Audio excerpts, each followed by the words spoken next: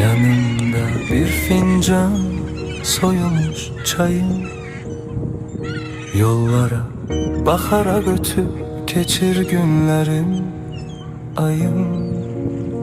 Fesilleri unuttum, ne kışım bellidir ne yayım. Aradasan sevgilim, yetmir sana sesim harayım.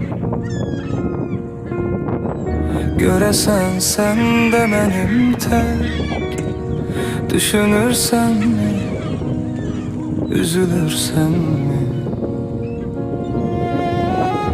Göresen sen de benim tek, geceleri gözlerinden gizli gizli yaş dökürsen mi? Etrin duyulur havada, doya doya içime çekirem seni.